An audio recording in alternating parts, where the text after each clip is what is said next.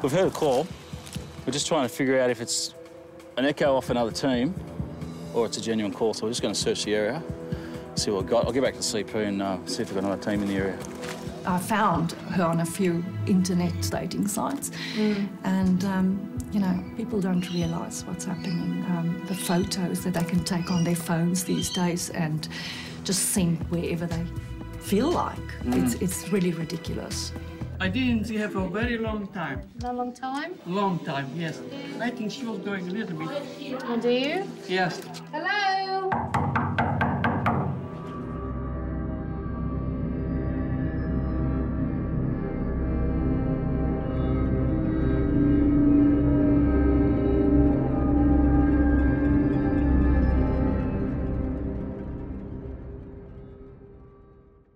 It's another busy year for the officers of the Missing Persons Unit. We have 26 outstanding this morning.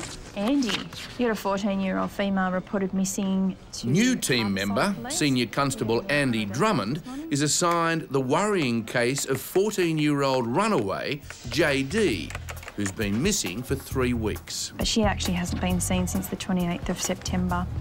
We also have a bushwalker that's gone missing at Wentworth Falls.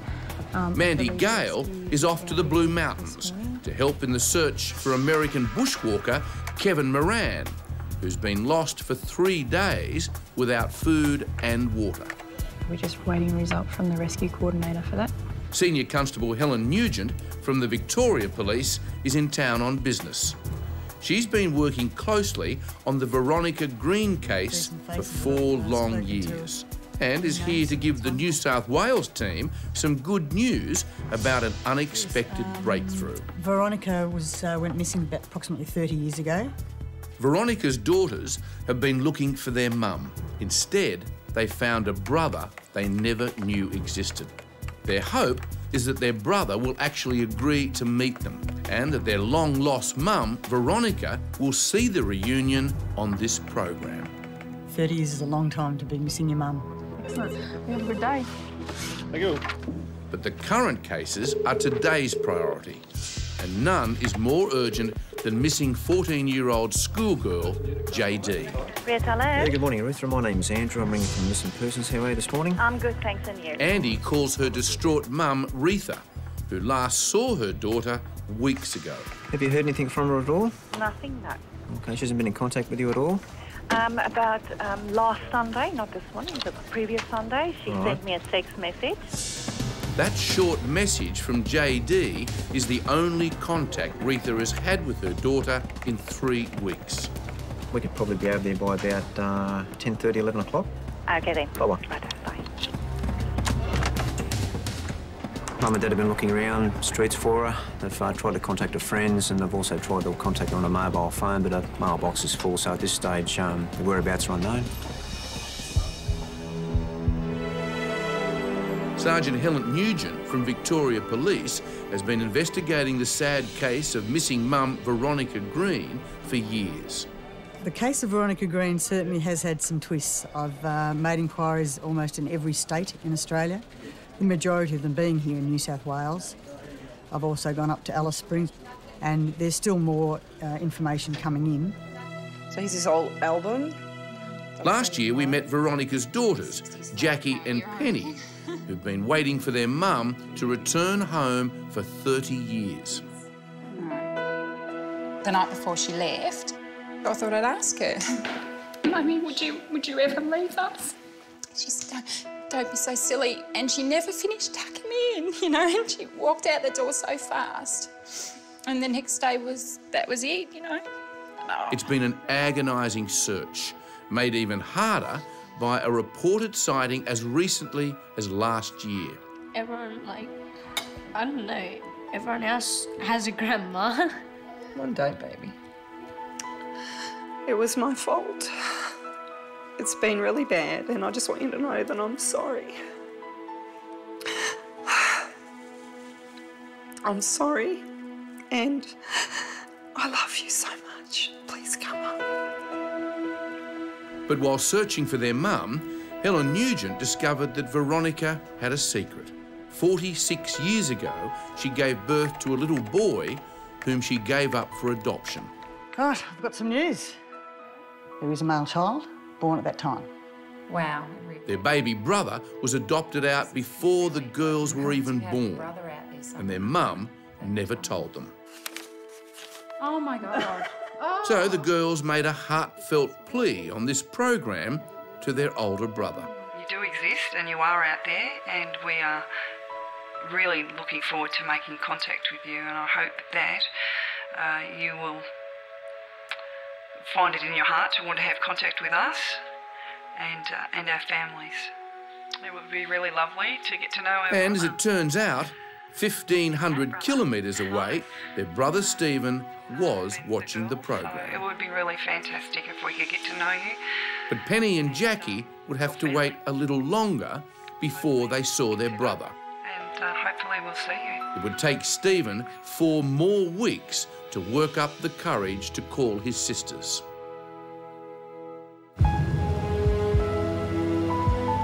"14-year-old schoolgirl JD has now been missing for 21 days. As Andy makes his way across town to question her mum, Retha, he knows every minute is crucial.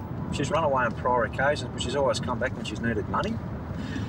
14-year-old girl, not much money. I'd definitely be a little bit worried about her well-being at the moment. JD is certainly no angel. She's run away from her home in Wollstonecraft in Sydney's north 8 times in the last year. Hello, Retha. How you going there? I'm good, and you? Oh, not too bad, thanks. My name's Andrew Drummond. You can call me Andy if you like, and this is Melissa Hawkins. Retha has been ringing JD's friends around the clock, but none of them have seen or heard from her. I found her on a few internet dating sites, and you know, people don't realise what's happening. The photos that they can take on their phones these days and just send wherever they feel like. It's really ridiculous. I'd like to know where this Sam gentleman is at Auburn, because I think if we can find or track him down, we'd definitely be on the right path to locating him, I think.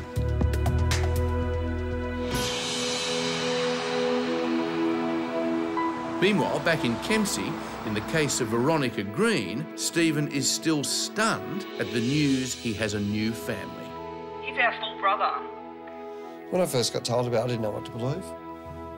I got like a high-speed finding out your adoption process type thing, didn't I? For 46 years, Stephen, who's a community worker, has been living with his family in northern New South Wales, unaware he had 2 sisters living in Victoria. Bye, Dad. Or that he'd even been adopted. It's like something you churn up many different emotions at once and you're just sort of left muted in a way by it all. Gee, I don't know really how to feel about all of this, you know, I'm just not sure. It's not like I can go to anyone and say, well, when this happened to you, how did you feel? Meanwhile, in the search for 14-year-old runaway JD, Andy and Melissa organised to meet North Sydney detectives John Cosgrove and Guy Flaherty, who've been following up the new lead on JD's boyfriend, Sam. And it comes back, you know, this Sam Blake's an 18, 19-year-old bloke with a WRX. I've sent off a compliance request off to the Commonwealth. They're going to get back to us hopefully pretty shortly. If she's out at Auburn Way, at least we know she's out there, so I can send her inquiries there. Yeah. We hope that we're going to be able to identify where she is, and certainly some of the indicators are that she is accessing her phone and things like that, but we are worried, given her age. There's a couple of pool balls down there, I think. Andy and Melissa have taken their search to Auburn in Western Sydney, where she was last sighted with her friend Sam. There's some concerns for a young girl that's run away. She's been missing for a while, a couple of weeks. Have you seen her at all around the area or in the shops? You might have come in to get some alcohol. If you do see her, can you just give Auburn Police Station a call? Have you seen this girl at all? Did she get Then, after hours of questioning, the breakthrough they've been hoping for. She turned up at George Street McDonald's with some unknown friends. Now, apparently her friend Rachel said she was there and she was wearing someone else's dress. One would hope that there's some street vision there. So police raced to check the CCTV surveillance footage from McDonald's.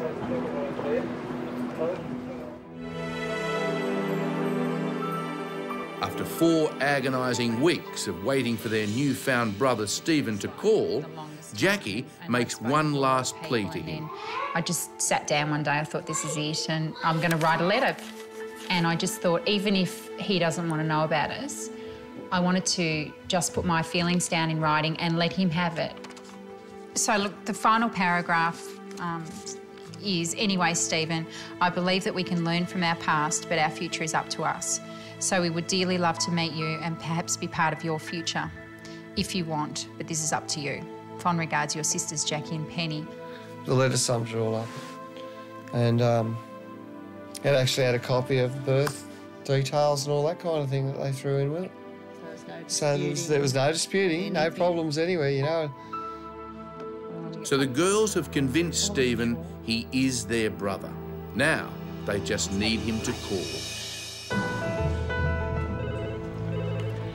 Back in the case of missing 14-year-old JD... We've got those tapes today. If we could get you to have a look through from the council and see if we can find JD on there. You happy with that? That'll be excellent. Her mum, Retha, has arrived at Harbourside Police to view the CCTV tapes.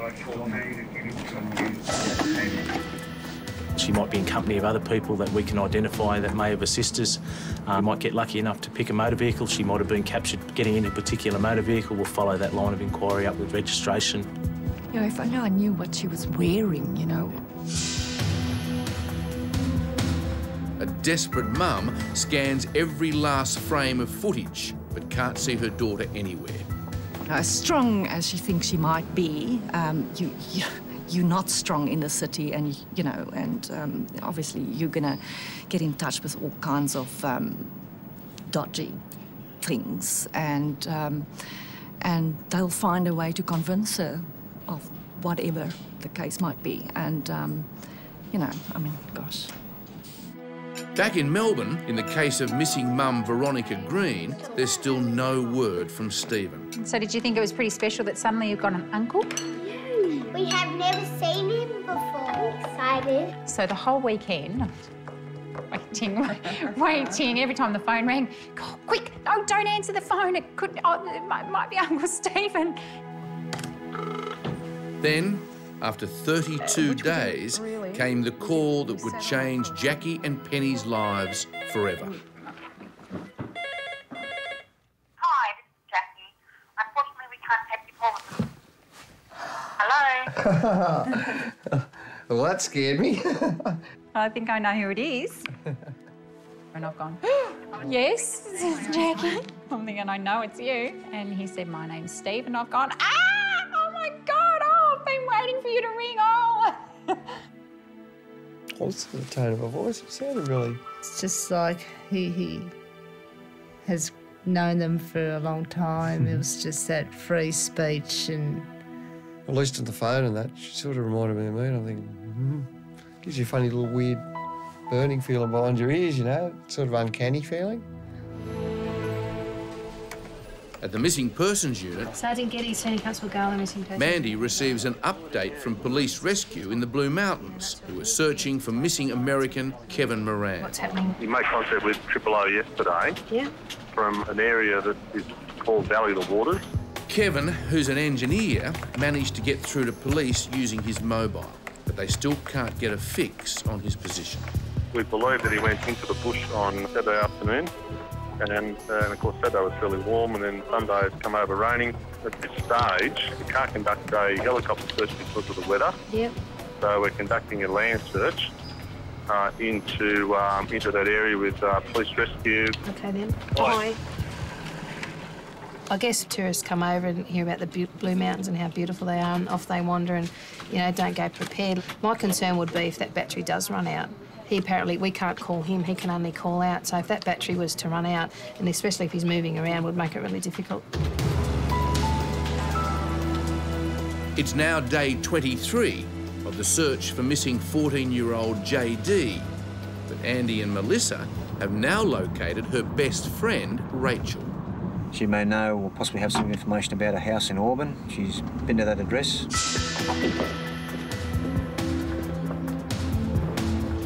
Mandy believes Rachel is still in contact with JD and needs to know where she last saw her.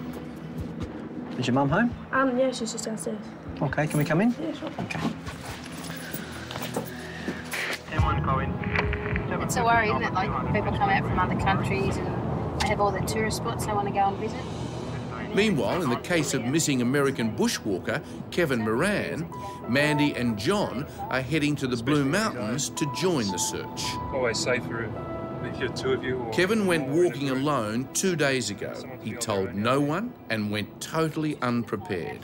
I just think... At Wentworth Falls, the search has been underway since daybreak. Track put out. There's no actually defined track. Superintendent Mark McCullum has been monitoring Kevin's calls for help to 000. Generally speaking, mobile phones don't work in those areas because of the terrain. So we're just lucky that this fellow, in fact, was able to get out on a mobile phone. The signal from his mobile phone has been triangulated from a tower here and a tower here to be in this target area here. It's a huge area to search. There's boulders, there's trees, it was foggy and I lost him. So that was the sort of messages that were coming to us. Nothing distinctive as to where he was, which will give us a fix of exactly where he is. If Kevin's battery dies, and without his phone to provide a fix, another day out here could prove fatal. Chances are that, yes, come tomorrow or come the day after, we might be looking for a body. Meanwhile, back in Sydney, in the case of missing 14-year-old JD... I believe that you're good friends with JD. At first, her best friend Rachel isn't saying much at all. We're trying to establish, with your help, just to try and find out whereabouts she may be. But she soon realises the best thing she can do for her mate is to come clean. Have you met Sam at all or been around to his address? Yeah, I've been to his house about a month ago or 2 weeks ago. We're a little bit worried about her. We might just have a little bit of a drive around today and try and locate him. It's a good result. Okay. Andy and Melissa have now confirmed the connection between JD and Sam with a fresh sighting. In the case of missing bushwalker Kevin Moran, when Mandy arrives at the Blue Mountains search base, she receives some great news. We found him. We found him. Is he well? Is he not well? Yes, he's fine. Excellent. He's fine. He's a bit wet. He's a bit tired and he's a bit scratched, but otherwise he's okay. Well done. Kevin's also hungry and dehydrated. He's told rescuers he walked about 40 kilometres, but he's really been wandering in circles for 3 days. It's taken our rescue guys about 3.5 hours to get to there. How far is that from where he left to where he is? It's only about 2 kilometres all up, really, in real terms. The search team has found him alive and just devising a method of retrieval. But with bad weather closing in, it'll be tough getting Kevin out before nightfall. Meanwhile, back in Sydney's west, Rachel's trying to show police where Sam, JD's boyfriend, lives. The road here, when we go right, that'll take us into the Auburn area with the Parkside. Across town, JD's mum, Retha, combs a nearby shopping centre.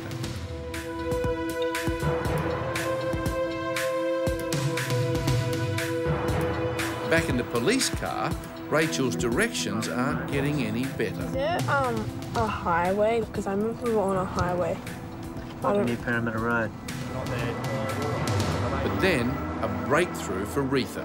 Yesterday morning, at about 11 o'clock, there was a young girl sitting at the back in the outdoor dining area. When I approached her, she said, I'm fine, I'm just waiting for my husband. She had a pink top and blue long shorts. She had a backpack, not this much blonder, but the face very similar. Well, she was sitting and... She was sitting against either at the table where those 3 people are or the table in front of her. What did he look like? I mean, he was probably 35. What? It's a positive sighting. But who's the 35-year-old man seen with the 14-year-old? Is it the same man she met on the net? JD, if you see this, I really miss you a lot. You know we all love you. Please come home. Please let the police know where you are. We need to know that you're safe at least. We want to help you, whatever difficulties you have. Please come home. Love you. Up in the Blue Mountains, Pol Air has arrived to rescue Kevin Moran. But the heavy cloud cover is making it hard to spot him and the rescue party who've gone in on foot. The ground party are going to let off a flare just so Pol Air know exactly where they are. If Pol Air can't see the flare, they'll have to pull out, leaving Kevin and his rescuers a 5-hour walk in the dark. Or maybe another freezing night in the bush. We'll just do a quick assessment of it and just see what we think here. And we'll get back to you, but we definitely do have the 3 persons located as a group together. And we'll just do an assessment on the recovery of all 3 persons. As Pol Air hovers below the clouds, and with the weather closing in, the window for recovery is getting shorter by the minute. It was my fault. It was my fault. Back in the case of missing mum Veronica Green, And I just want you to know that I'm sorry. Stephen finally decides it's time to put aside his fear I love you so much. Please come. and organises a meeting with his sisters. Hello. How you going, Jackie? Are you excited? It's going to be good fun, isn't it? Yeah, I think so. I'm really looking forward to it. I don't think there's going to be any sleep in our house tonight. I feel like I know you really well. I was saying something like that a little bit earlier. Even though we haven't met, I've got a bit of a bond with you just over the phone.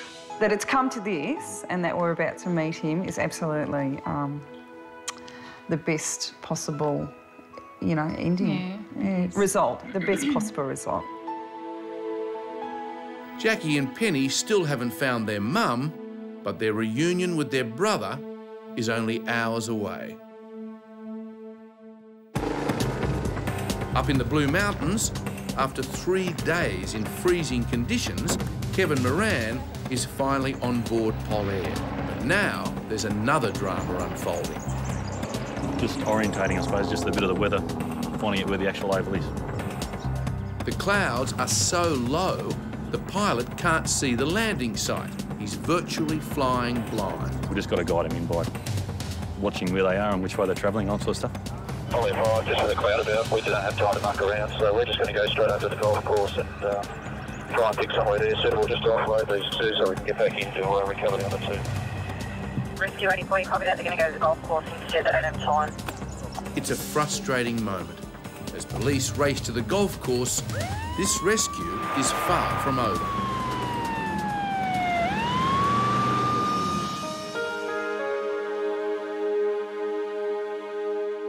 Back in Melbourne, in the ongoing case of missing mum Veronica Green, it's the night before Stephen's arrival.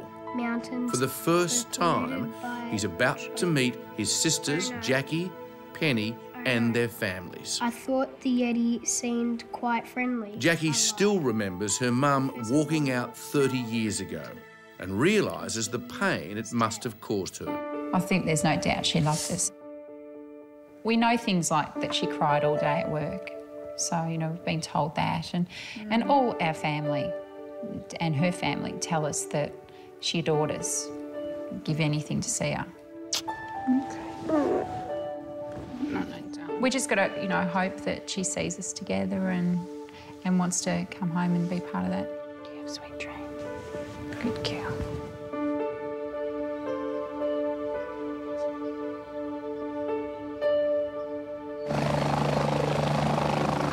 Pol Air finally lands carrying rescued American bushwalker Kevin Moran. You must be Kevin. Yes. Nice to meet you, Mandy. Meet you. It's John. How you going? Sergeant Wheeler, pleased to meet you, hey? You look great, considering. Kevin might look all right, but he's shivering under his borrowed jacket, and there's the possibility that he's in shock and suffering hypothermia. We'll just do a quick check over just to make sure you're all right before we do anything. He made a platform for the night, and he was a bit cold, and we cooked him up a feed, and oh, you good?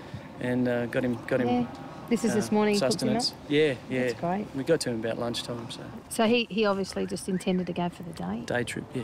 A one-day trip that turned into a 3-day nightmare. Won't be doing that again. It's clear to everyone how incredibly lucky Kevin has been to survive. Did you have any food with you? I had one muesli bar. Another 12 or 24 hours might have been a different story.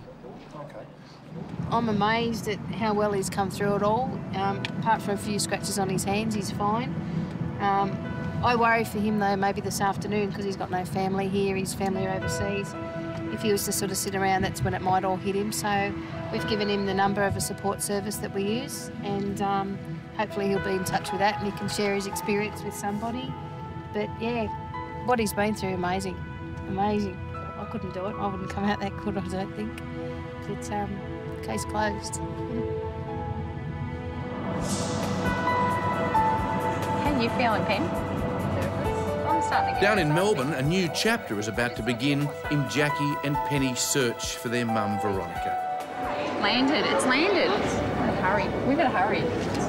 On board this plane is some pretty important cargo. The brother they have never met. I just feel emotional. Don't know why. I was really excited. Now suddenly I'm just feeling really emotional.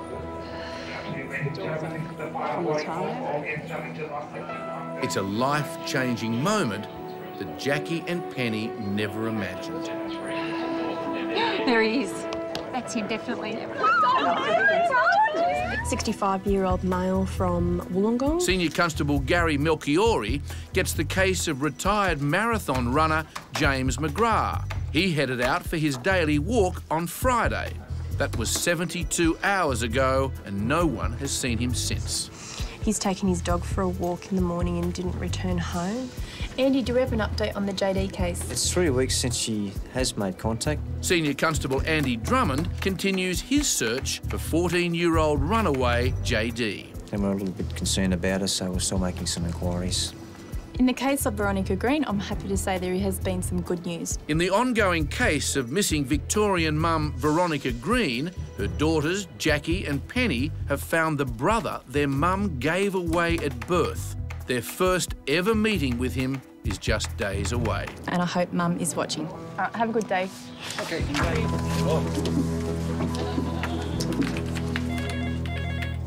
In the case of missing schoolgirl JD, Andy Drummond is still no closer in his search for the 14-year-old. Initial report, she was missing on the 26th of September, so it's getting close to a little bit over 3 weeks. Without a character, she hasn't returned back yet, you know, because she obviously hasn't got any money, so it's a possibility someone is taking advantage of her. Last week, we picked up on the search for JD, missing for almost a month. He was probably 35. What? Waiting at home for the teenager to call has been a nightmare for her mum, Retha. Does he look familiar to you? So she joined police in the search for her young daughter. You know, if only I knew what she was wearing, you know. After a city sighting, These are the street-safe cameras. Retha and Detective John Cosgrove ploughed through CCTV footage hoping to spot JD. But no luck. As strong as she thinks she might be, you're not strong in the city.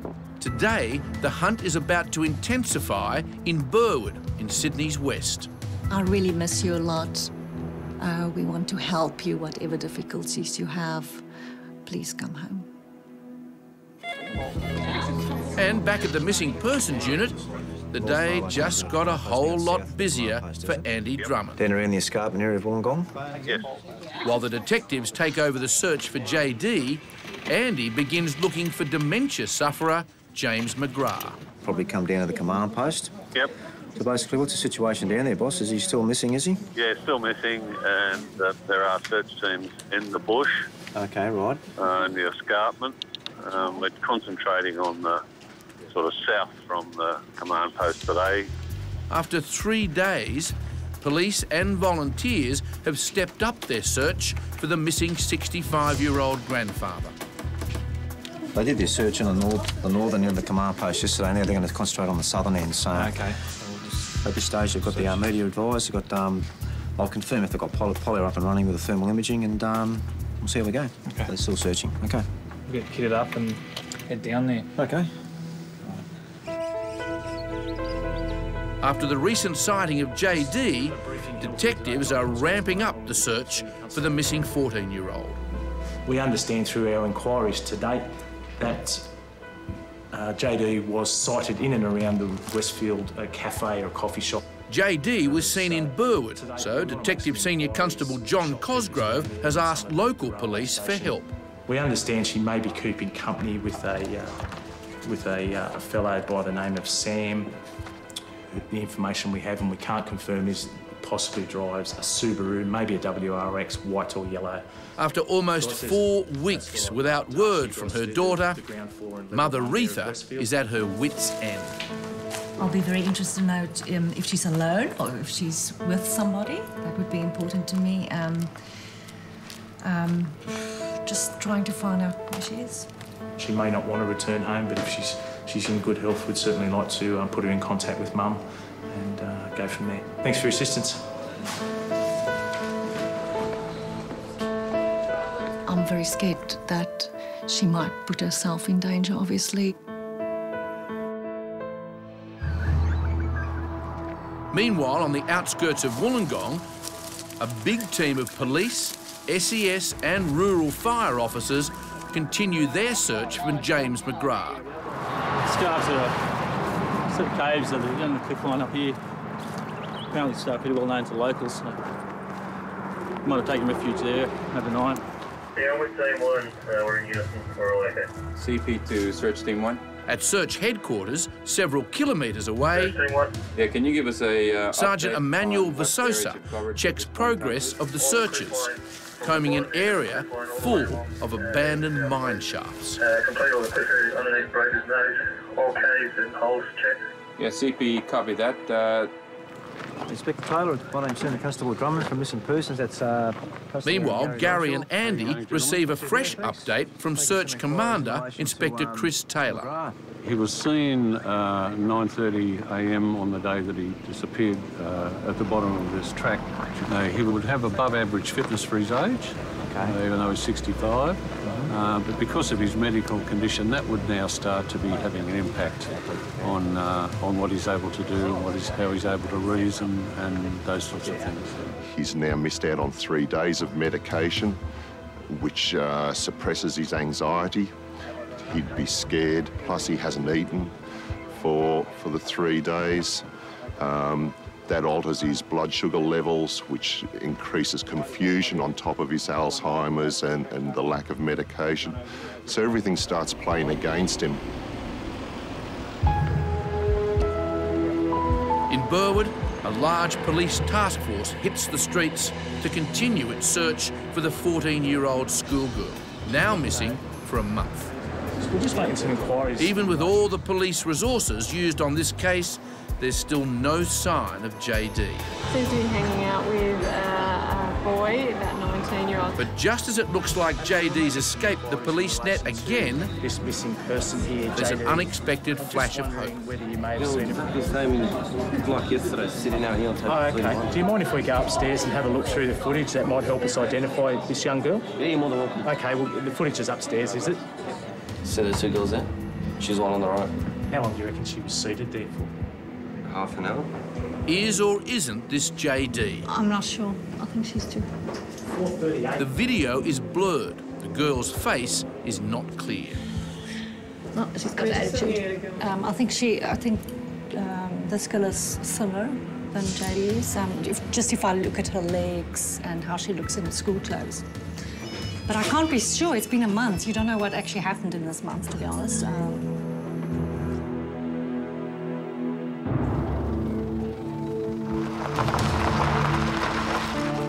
In the forest outside Wollongong, there's still no news in the search for grandfather James McGrath. There's a few people that have fallen in the mountains and broken legs and limbs, and we've had to sort of locate those people. We get a lot of trail bikes through the area too, so you do get a lot of people that's either lost or injured in the mountain. Rural Fire Officer Warren Robinson has been in this position many times before. With nightfall closing in, Warren is racing against the clock, using his local knowledge to focus the search on key areas. I've sort of advised the police of all the different roads and tracks and caves and all those types of things where people would walk and head through. Down on the bottom here, it's just a lot of very heavy area. There's a few culverts around and drains that go where people could slip over the side. And that's the biggest fear, that without food or his medicine, James may have become disoriented, even fallen down a mine shaft. If he has fallen over and taken an attack or something like that, he has dropped into the vegetation. It is very thick. It hasn't had fires through this area for 30 or 40 years that I know of. And quite obvious it's that thick that if you slipped over the edge, you wouldn't see him. You could walk straight past him, wouldn't even know he was there.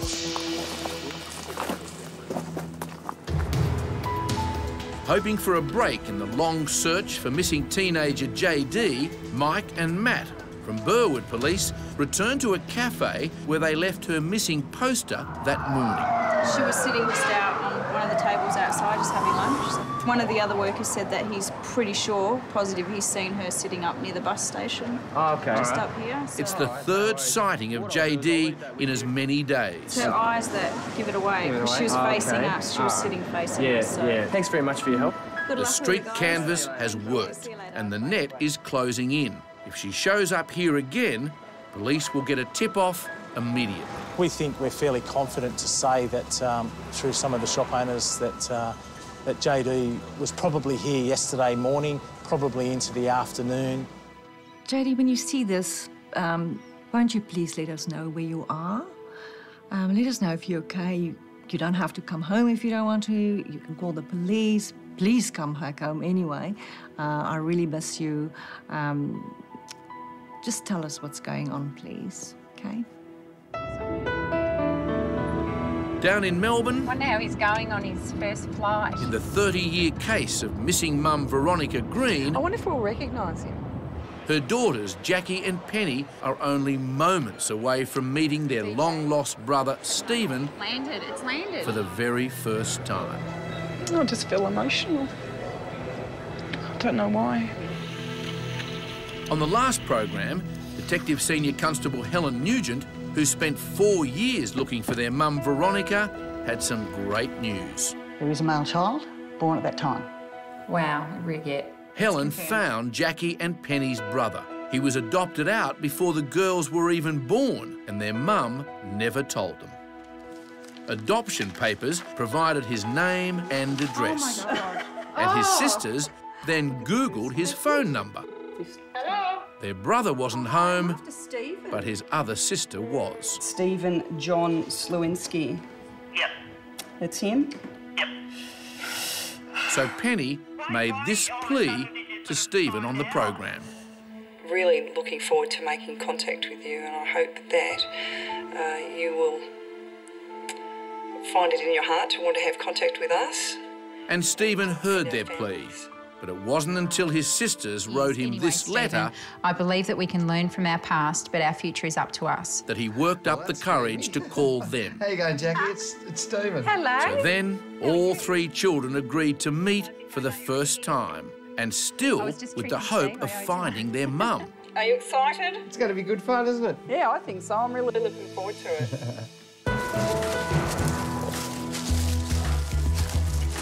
Back in the search for 65-year-old James McGrath, police are now checking caves for any sign of him. Cave here doesn't look like it's been used for a while. Used by the locals fairly regularly, but all this rubbish is fairly week, 2 weeks old. So yeah, it looks like he hasn't been through here. Still no luck, and it's nearly sunset. Team 2 to CP. But then, from deep in the forest, they hear a distant cry. We've heard a call. We're just trying to figure out if it's an echo off another team or it's a genuine call, so we're just going to search the area, see what we've got. I'll get back to CP and see if we've got another team in the area.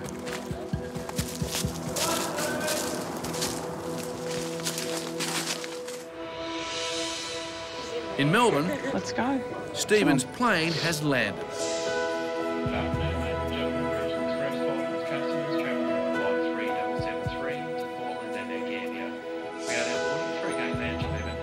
Such an anxious moment for Veronica's daughters and grandson. There he is. That's him, definitely. 46 years apart. It's definitely him. And now their first meeting.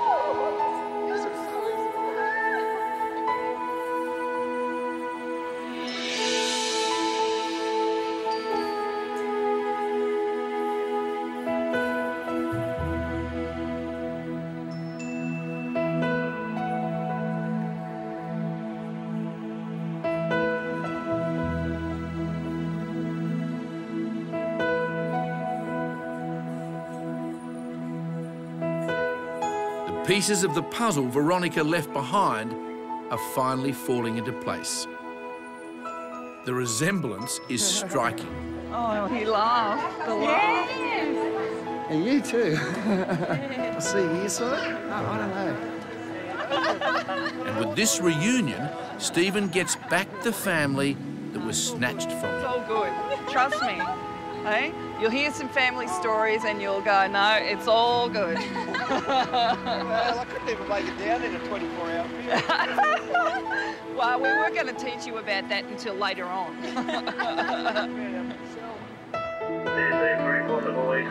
Back on the outskirts of Wollongong, CP to search team 1. Rescue Coordinator Sergeant Emmanuel Vasosa and his team have been unable to locate the voice they thought was James McGrath's.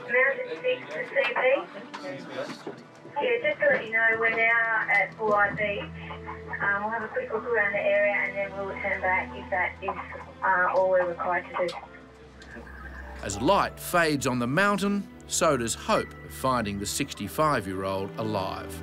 Yeah, that's a family. Bulleye Beach is as far as you need to go. You can come back. Thank you. It's a nightmare for James's desperate family. I'd never want anyone to go through this. Never. It's awful not knowing. But just as police prepare to call off the search, there's a breakthrough. Just wait there. Okay. Found him. A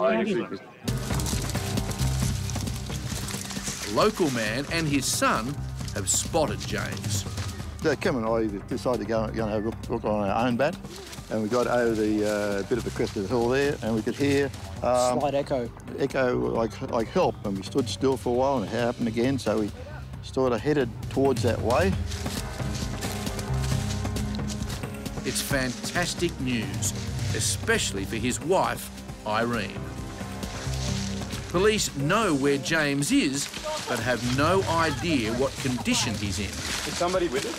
Yeah. Which way from the With temperatures now falling, the rescue is becoming more critical by the minute.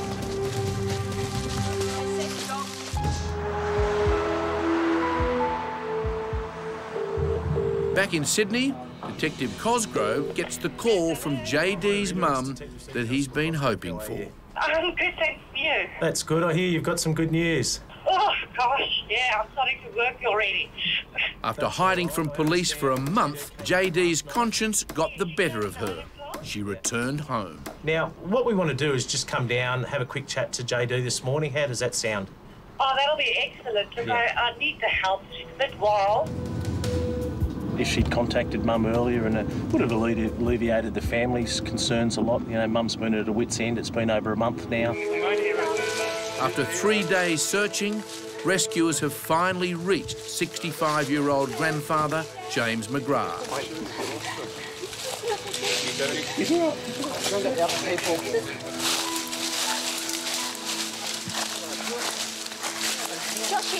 Everybody's been looking for you. Oh, that's good. That's good. At last, he's in safe hands. But he looks terrible with all the mud on his face. And obviously he's been trying to drink. But because of his dementia, James has no idea where he is. Oh, I bet you it is. And you're in a place where you've never been before. Yeah. And you just think... Having wandered for 3 days in the bush, he's ended up little more than a kilometre from his own home. It wasn't far. You almost made it. Yeah.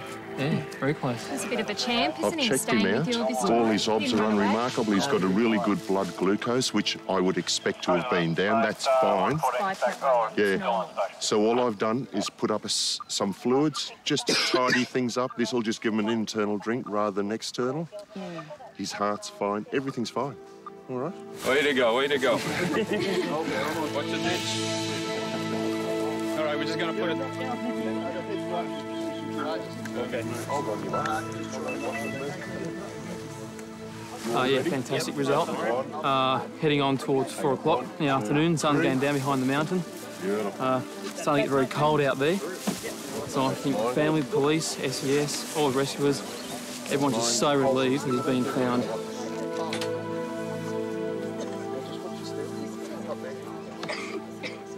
I can't thank the police service and rescue squads enough. They've done so much for us, our family, and constant support, contact. So, yeah, they really worked hard for a good result. So, thanks a lot. All right, go on. In Melbourne, at a barbecue to introduce Stephen to the rest of the family, his cousins just can't stop staring. No, I was absolutely speechless. When I seen you. Then, while everyone's getting to know each other, Stephen's real dad drops by to meet the son he never knew. He's not a bad bloke, he's a bit of a joker. Stephen's dad, who looks just like his brother Bob, seen here, is not in good health, and so wanted their meeting to be private. Sort of live in the same park. He just stared at me for a long time. He told me she was beautiful. He told me that, like, some days he's angry with her for not being here now. I can't understand it. And other days he's really passionate and sorry that she's not around. I haven't really got to what went on about me, if that makes any sense with him, you know. I told him there's plenty of time for that.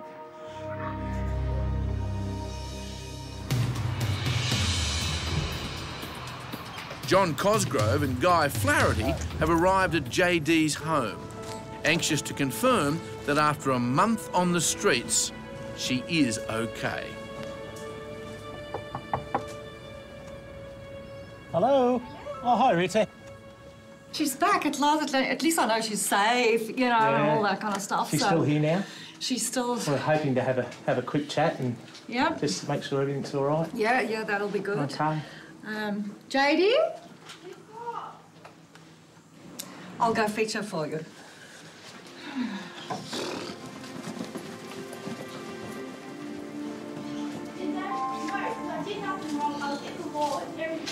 It's a delicate situation, one that John and Guy have experienced before. But they need to know JD has not been taken advantage of. To find out what happened in the last month, they need to handle this angry teenager with patience and care. JD, how are you? Listen, I understand you're having a few words with Mum. We're not here to arrest you, sweetie, OK? I was saying, if you wanted, then do it. No, listen, I've got nothing to arrest you for, OK? I told my mum I'm going out, so she invites a bunch of coppers over. OK. But someone's stuffing it up for me. Yeah. You. All right. Do you mind if we have a quick chat to you for a couple of minutes? There are a number of detectives that put a lot of time into They're not very for good, you. are they? They didn't find me. They are. But confronted by an ungrateful teenager, it's going to be a long night for John and Guy. Back at Victoria's Missing Persons Unit, Helen Nugent has an encouraging lead. After our series last year, viewers phoned in with important information that could help her find Veronica Green. Today I'd be appealing to anybody who's called before to ring me again, especially the lady who rang in regards to Nullarbor Plains. She's given some information, which I followed up. The old locals saw the program. They started talking amongst themselves, and they've all stated that about 25 years ago they saw Veronica there. After 4 years, this case has become intensely personal for Helen, and she won't rest until she finds out what happened to this much-loved mum. Veronica, I understand that you have your own life to lead, and you may have had reasons for going. But if you could perhaps just contact me even, and I can let your daughters know that you're okay, and that's where you want to be, and they'll be happy with that. As long as you're happy, they will be happy. And despite being happily united, Veronica's children still need their mum to complete their family. Your 3 children are together now and their families are together and we're enjoying each other's company and it's fantastic, and you're the missing link. You know, you've got to come home. Just come back and see what you're missing, and I'm sure you won't leave again. We love you, Mum. Come home. Yeah, I've only filled up one chink in the girls' lives, and you're a lot bigger chink to fill up than I am, I think. You know? So, if you're out there, I think you better come and do the right thing by the girls. It's never too late, Mum. We love you, and we want more than anything to have you in our life again. So please, if you see this,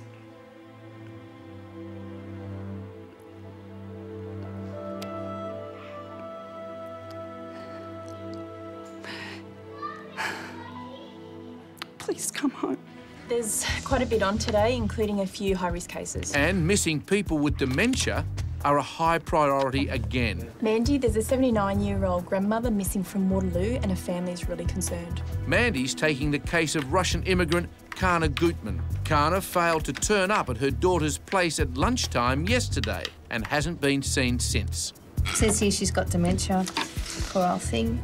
Should I say we've had a lot of them lately, so she could be anywhere. Feel sorry for the family, because where do you start? Andy, JD's finally turned up at home. How's that going? Oh, she's returned after 4 weeks, and the Harbourside detectives are over there now making sure she's OK. 14-year-old serial runaway JD heard a police task force was searching for her, and after avoiding them for a month, she finally returned home. Now, let's hope JD stays put for a while.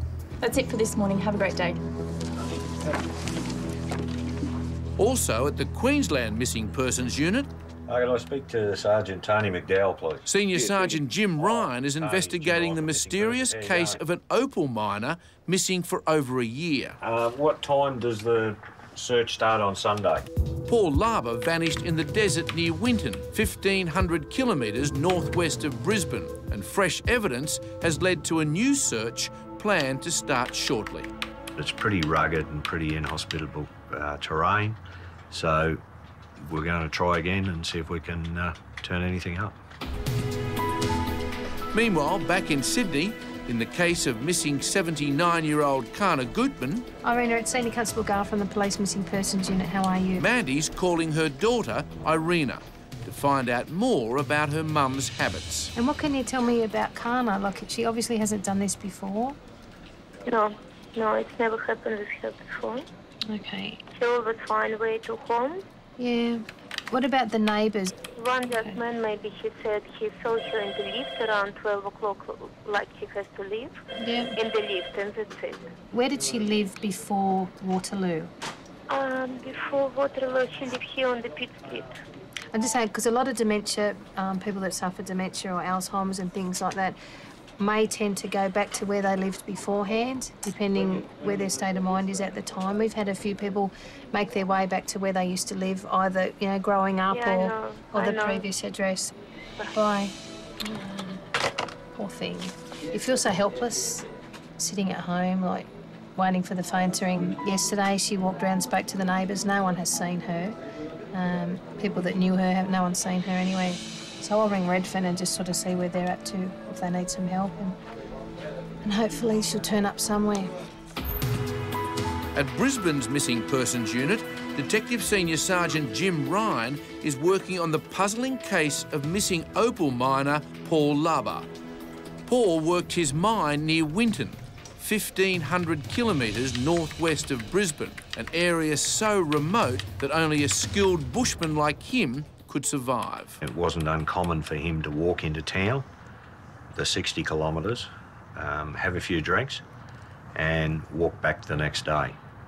So he'd do a 120-kilometre round-trip walk to the hotel. But one day, a year ago, Paul walked off into the desert and never came back. There's a little bit of fresh information that would indicate that he did make it back to his camp. However, that hasn't been verified. But there's sufficient there to warrant a further search. Armed with this new information, in 24 hours, Jim and a team of volunteers will make one final search in the desert surrounding Paul's camp. It's pretty rugged and pretty inhospitable terrain, so we're going to try again and see if we can turn anything up. See you on Monday. Okay, I'll give you a call and let you know. And to get there, Jim will fly and drive for 8 hours into the scorching heart of outback Australia. In the case of missing grandmother, Kana Gutman, Mandy's heading to Kana's flat in inner Sydney, the last place she was seen alive. She walks from her home to her daughter's house, which is a 2 to 3 minute walk. She was on the phone to her daughter yesterday, stated she was leaving straight away, and she hasn't turned up basically, and she's not in any of the hospitals. The ambulance service haven't picked anyone up similar to her description in the last 24 hours. So yeah, it's a real puzzle where she is at the moment. When they arrive at the public housing complex, she's joined by police from Redfern. Senior Constable Sandy Gibson Redfern Police and Constable Jason Check have been given a spare key to Kana's flat. Kana. Hello? Hello? Redfern Police? And sadly, when police enter the homes of elderly people who live alone, they never know what they might find. But 79-year-old Kana isn't here. We might ring the mobile number. Yeah, do you want to give that a ring? Just ringing the missing person now. Okay, it's gone to message bank, so there's nothing inside. She must have the phone with her. Looks like she's got her wallet here. And without her wallet, Kana couldn't have been planning to go far. So Mandy now has to rule out two possibilities: that Kana has met with foul play, or that she's had an accident somewhere in the area. Gary, I'm going to go down the stairs instead of down the lift, just in case she's had a fall on the way down. Back in inner Sydney, Mandy's still searching the housing complex where Kana lives and asking neighbours if they've seen her. That's picking up English. Not much English? No, not at all. They're not seen her? Yeah, you talk to her. Okay. You know them. Kana's friends are mostly Russian. My name is Mandy. Oops. We're looking... Sit next to you? I can sit next to you. Kana. Anya. Yeah. You know her? Anya. You Russian? Yes, Russian. Moskva. Russian. А что она? Yeah. Not well. But obvious language difficulties make progress slow. Thank you anyway. Thank you. It's nice to meet you. It's nice and cool out here for you. It's nice and cool under the trees. It's hot. Okay. Thank you. But just as it all looks hopeless, Mandy gets encouraging news. I was just over in 180 Pitt Street for another job, and I spoke to one of the residents there. Yep. He said a lady who he thinks was this lady here had fallen in the foyer yesterday at Pitt Street. Yep. She was disorientated, didn't know where she was, and the ambulance took her about 1 p.m. yesterday. Yeah, that's right. Did anybody reckon looked similar to her? Yeah, like he was pretty sure it was her. After no word for 23 hours, this is their best lead yet. In the case of missing bushy Paul Lubber, Detective Jim Ryan is on his way into northwest Queensland to make one last search for this tough opal miner. Searches were conducted. They were conducted on trail bike, horseback and on foot, but nothing was located. As Jim drives through one of the largest and most unforgiving police jurisdictions in the world, he still hopes to find the bushman alive out here. He shot game, kangaroo and wild pig, and lived on that a fair bit. He just used to salt it and occasionally go into town for supplies. Town for Paul Lubber is here in Winton, in Queensland's searing outback. The population is tiny, just over 1,000 people, most of them indoors to escape today's 46-degree heat. This is the last place the bushie was seen alive.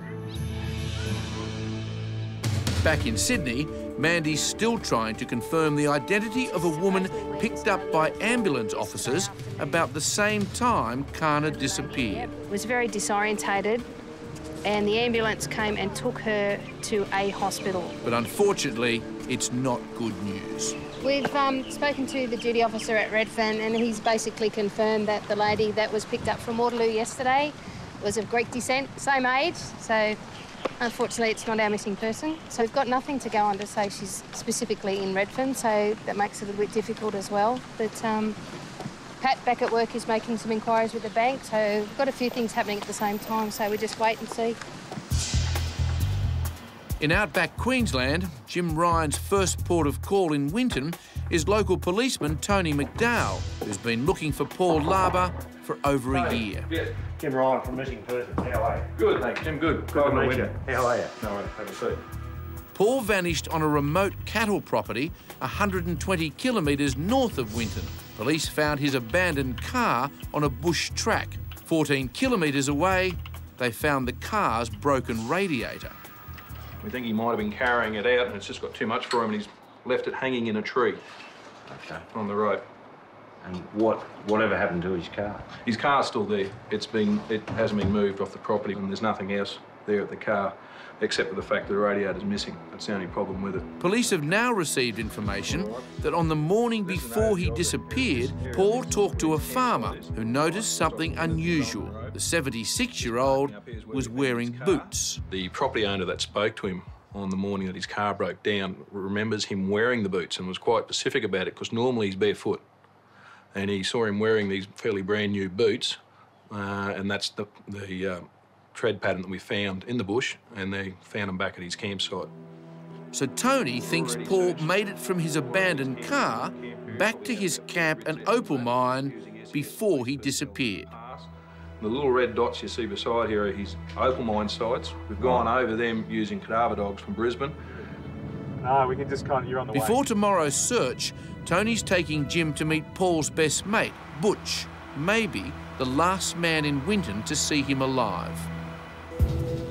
It's now 28 hours since Kana Gutman went missing, and Redfern's inspector, David Watson, is taking no chances. What we're going to do this afternoon, we'll have to return back to the missing person's address, and we need to conduct a search for all the stairwells from the top to the bottom, just in case she may have had a fall going up the steps above her unit complex. They've already searched there once, but on Watson's orders, they're doing it again. We're heading back to the block of units this afternoon. Our lady's still missing. She hasn't accessed any bank accounts, and we've discussed it with the crime manager inside. And yeah, we think there's a need to increase our inquiries, and we're going to do a canvass at the units where she was last seen, and hopefully come up with some information. If not, well, yeah, starting to get really worried now because it's been a day and a half. So yeah, we're worried.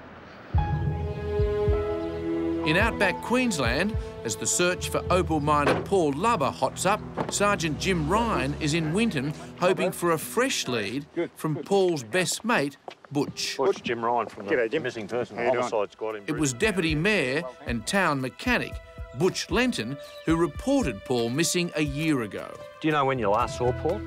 Would have been in September somewhere, you know, and you see him sort of monthly or every couple of months, and just when Christmas was getting close, we were just getting a bit concerned about he hadn't been around, that's all. The vehicle, his car, it was in pretty good condition as far as mechanically, or? Yeah, no, not all the time with Paul's cars, you know, real bush beat car, you know, sort of thing, and it had let him down before, you know, there's no two ways about that, you know, it wasn't the most reliable car in the world. But Paul's old car let him down one time too many, this time in the middle of nowhere. If he's out there somewhere, it'd be great just to find him. If he's gone away somewhere, it'd be great to know where he is. And that's still Jim's best bet, that Paul is out here in the desert and will turn up one day. Back at the housing estate in Sydney, Mandy and local police are now so desperate to find Kana Gutman before dark that they're talking to everyone who's home. And that means more than 200 apartments. She resides downstairs. Have you seen her at all today? Or yesterday afternoon, maybe? No, no. Do you think you might have a look and see if you know her? I'm often with her in the lift, and particularly when it is cold, you know. She says, oh, you have no stockings on. And she always had nice shoes on. Yeah. So, She looks like a real lady, the photograph, lovely woman. The police asked you upstairs about Kana. You hadn't seen her? I didn't see her for a very long time. A long time? Long time, yes. I think she was going a little bit. Oh, do you? Yes. Hello? Worried that her 79-year-old neighbour is in trouble, It's the police. Can you open the door, please? her friend Barbara asks if she can make a plea for Kana's safe return. Police, can you open the door, please? Please, if you've seen her, she's been missing since yesterday afternoon. And she was going to go to her daughter's place, not far from Taranga, only 2 minutes walk. Disappeared. Please, if you find anybody, please could contact the police.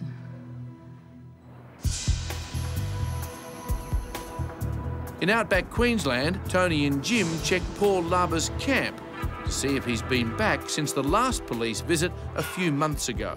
Start off, this is his sort of kitchen area. She had plenty of food area there, dry food. The black box up at the top here, that's his meat safe. There is salted meat up there. And he had other dry veggies and that, so he had plenty of food here. Nothing's been touched since Tony's last visit and since Paul went missing over a year ago. This area here was like a workshop and tools. If he'd gone away, he would have dropped that door down, at least to protect his tools. Yeah, you wouldn't want the weather exposing his tools.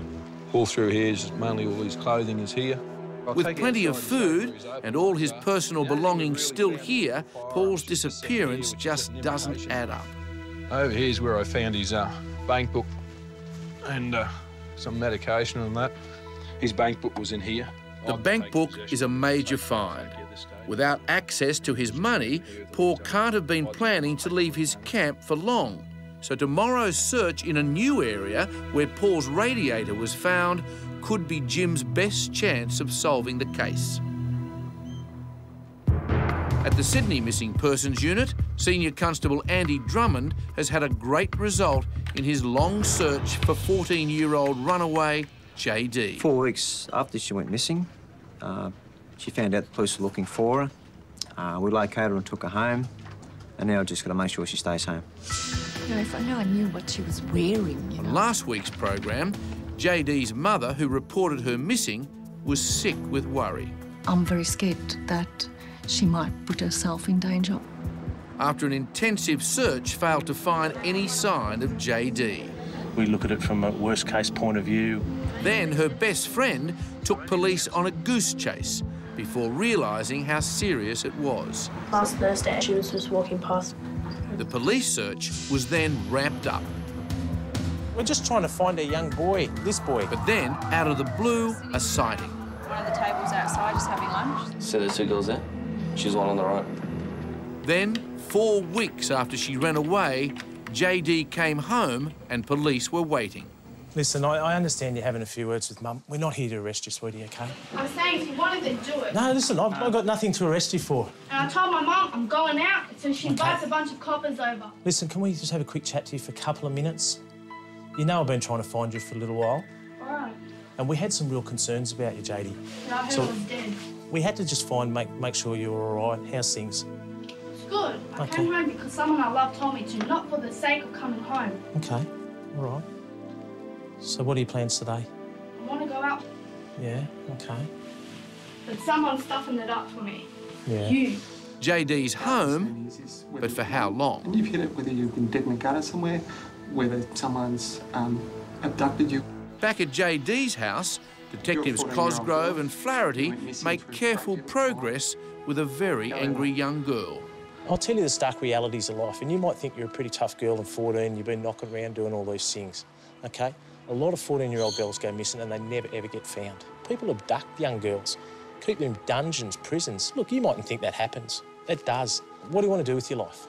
You know? Of course you do. I want to work and go to school and that crap. I'm not interested in it. OK. I'm not good at it. I don't want to do it. That's it. All right, but you want to travel, you want to do whatever. You know, if you're found dead, you're not doing any of that, sweetie, OK? No parent ever wants to bury their daughter saying she got stabbed in the city at 14, you know? That's the stark realities of what happens in this city, OK? It mightn't happen to you and it might never happen to you, and I hope it never happens to you. 30 hours after Russian immigrant Kana Gutman went missing, Senior Constable Sandy Gibson's just received some heartening news. We've had a broadcast over our police radio to let us know that the car crew of Camp C36 have located a missing female. They've taken her to Canterbury Hospital, and she's presented with the name Anna Gidman, which is very similar to the name that she's given. So exciting. Right. Thank you for your No help worries. today. Well done. Thanks for that. Gosh, we missed out on doing 14 floors. So now I just want to get there and make sure that it's her, and I won't advise the family at this stage because I don't want to do the yes, we found a no, we haven't thing. So the sooner we get there, the sooner we can ring the family. So it's all good, she's not injured. So exciting. It's not going too well at JD's house. Listen, you're home now. What are your plans? What are you going to do? I want to go out. OK, that's all right. While Detective John Cosgrove tries to talk some sense into JD, her mum, Retha, waits outside reeling from her daughter's attitude. Case of, you were so worried while she was away, but now the work starts again? No, I want to go out now. I told you yesterday I'm going out. Just the way she talks to me and stuff like that, it's just ridiculous. I mean, I'm sorry. It's funny. It's funny for me to watch them cry because they've made me cry before, so it's payback time. Well, hopefully we're very firm with the fact that, you know, she just needs to contact the police or contact you, say, look, I'm good and well. Yeah. You know, we can reduce the risk for there. So as long as we know she's all right, I think she's aware of that, you know, phone home concept and, you know, how much work the police have put into trying to find her. But only 13 hours after JD came home, she heads back to the streets. I'm unsure in how to control her because every time she runs away, she comes back, she's a bit worse. It's enough to break any parent's heart.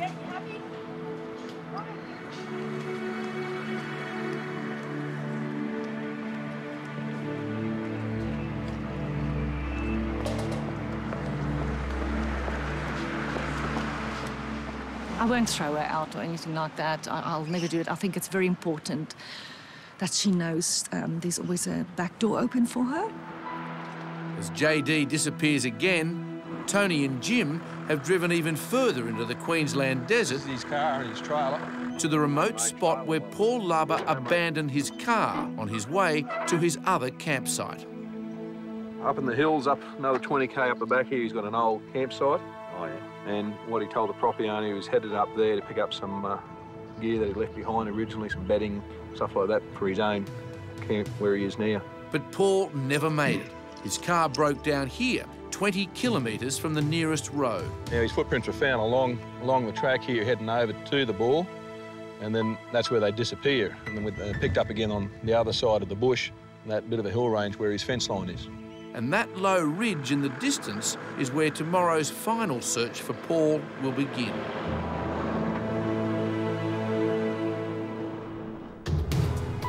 Back at Canterbury Hospital, in the case of Kana Gutman, Mandy's calling her daughter Irina. This will be the call they've been waiting for all day. I hope they're home. Irina, it's Mandy. I have some wonderful news for you. We found your mum. She's fine. She's perfectly well. She's in Canterbury Hospital. The police picked her up today. She was very disorientated wandering around Kingsgrove. But Irina won't be completely happy until she's spoken with her mum on the phone. Yeah. It's a short conversation, but the relief is immense. I'm glad it's her. They're happy it's her. There's a few things that need to be cleared up. While Kana's family is looking forward to tonight's happy reunion, they now have to think about what it means to put a loved one into full-time care. Yeah, the hardest thing for a lot of families, and I've been through it with my own family, is to make that step to know that they need care that you can't give them. So I really feel for them for that because they're going through a hard time as it is, but to have to look at making decisions to maybe put her somewhere where she can be better cared for. But yeah, look, they're happy, I'm happy, and yeah, I'll stay in touch for sure because they're a lovely family. In Queensland, Tony's about to brief the SES volunteers who will help search the surrounding desert for Paul Lubber. His car's broken down about 20 k's from the road, and he's actually walked out. We found footprints. Property owner found footprints at the time. We went searching back in February on motorcycles, and we actually found a car radiator hanging in a tree, roughly following the same path of where his car, the footprints, the radiator road. It's almost a dead straight line. He was known to walk great distances. He'd walk from his camp, he'd walk in to Middleton to the hotel, 60 kilometres, and have a few drinks and then walk back the next day. So he didn't necessarily have to have a motor vehicle to get around. We know he's a fairly tough old bugger, so if anyone can survive out there in the bush, Paul can.